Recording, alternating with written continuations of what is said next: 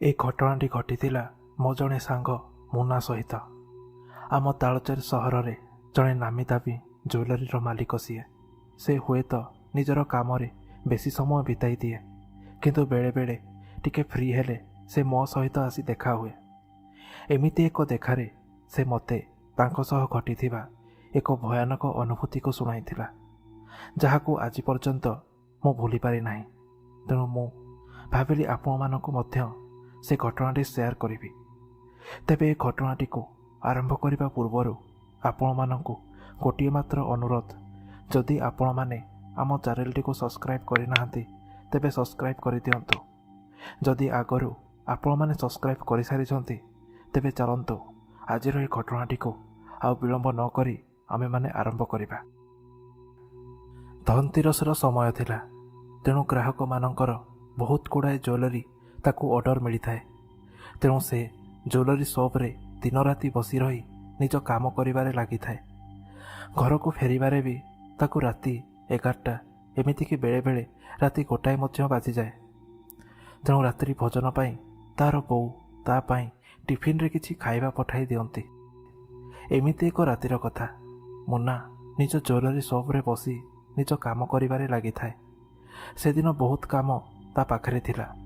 काम सरू सरू राति आसी प्राय 11:30 बाजिगला। काम सरिबा परे मुना को भीषण भोक लागुथाए। तेणु से तांको बोऊ पठाइथिबा टिफिन बॉक्स को बाहर करिला, किंतु से पुणी देखिला जे राति सेतेबेले बहुत होई सारलानी। तेणु ज्वेलरी शॉप को आ बेसी समय खोला रखिबाकू ताकू टिके भलो लागिला नाही, कारण सेतेबेले आखपाखरे सबु दुकान बंद होई सारिथिला। आउ एते रातिरे से स्थान रे चोरी डकायती को मध्य आहुरी भय लागुथिला। आउ सेमितिरे भी दुकान रे बहुत गुड़ाए दामी दामी ज्वेलरी सब थिला।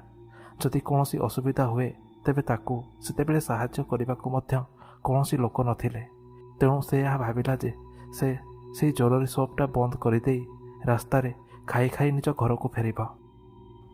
शॉप ठारू तांको घर को जीवाकू केवल 2 किलोमीटर रास्ता, किंतु सेईटा भारी निछाटिया आउ आखपाखरे कौनसी गाँ किंबा जनबसती मध्य नाही।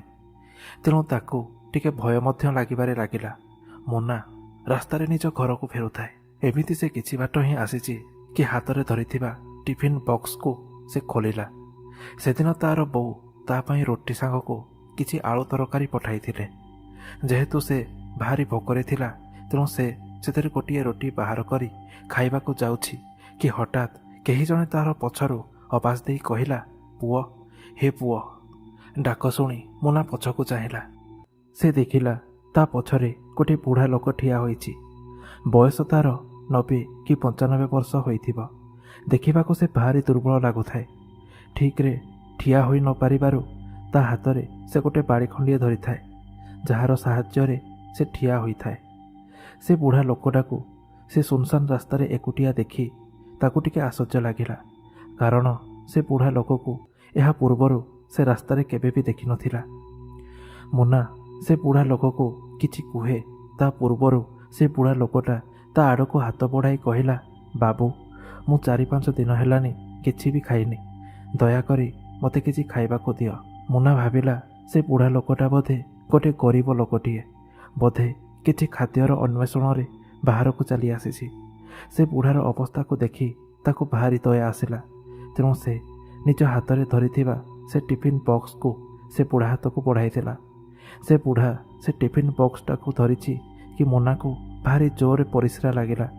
तेणु से बुढ़ा लोक को कहिला, बाबा आपण एठी खाउथांतु, मु टिके से जंगल आड़ आसुछि। एतिकी कही से सेई जंगल आड़ को चलीगला।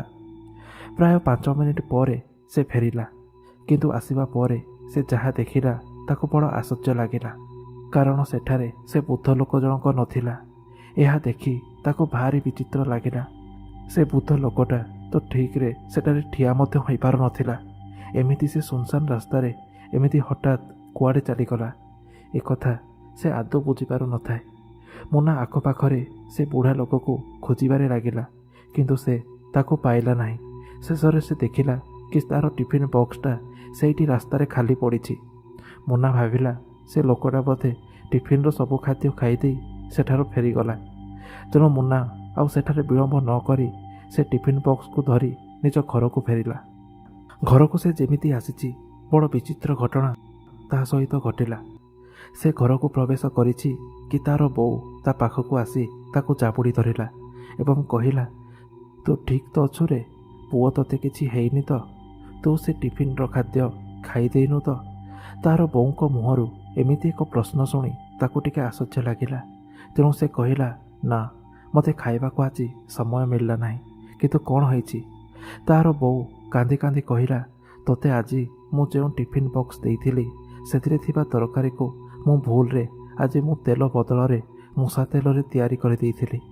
ଭଗବାନଙ୍କୁ ବହୁତ ବହୁତ ଧନ୍ୟବାଦ, ସେ ତୋତେ ଆଜି ଖୁଆଇବାକୁ ଦେଲେ ନାହିଁ, ଆଉ ତୋ ଜୀବନ ବଞ୍ଚିଗଲା। ଏ କଥା ଶୁଣିବା ପରେ ମୋନାକୁ ଗୋଟିଏ ଶକ୍ତ ଧକ୍କା ଲାଗିଲା। ତାର ମନ ଭିତରଟା ଯେମିତି ଘାଣ୍ଟି ଚକଟି ହେବାରେ ଲାଗିଲା। ସେ ମନେ ମନେ ଭାବିଲା, ସେ ସେଇ ବୁଢ଼ା ଲୋକକୁ ସେ ଟିଫିନ୍ ବକ୍ସର ଖାଦ୍ୟକୁ ଖାଇବାକୁ ଦେଇ ଗୋଟିଏ ଅପରାଧ କରିଦେଇଛି। ଯଦି ସେ ଟିଫିନ୍ ବକ୍ସର ବିଷ ମିଶା ତରକାରୀକୁ ଖାଇ ସେ ବୁଢ଼ାର କୌଣସି ଅସୁବିଧା ହେଇଥିବ, ତେବେ ସେ ନିଜକୁ ଗୋଟିଏ ଦୋଷୀ ବୋଲି ଭାବିବ। ପୁଣି ସେ ଏହା ଭାବିଲା, ଏହି କିଛି ସମୟ ହିଁ ହେଇଛି ସେ ବୁଢ଼ାକୁ ସେ ଖାଦ୍ୟ ଖାଇବାରେ, ତେଣୁ ତାକୁ ଏବେ ବିଶେଷ କିଛି ପ୍ରଭାବ ପଡ଼ିନଥିବ।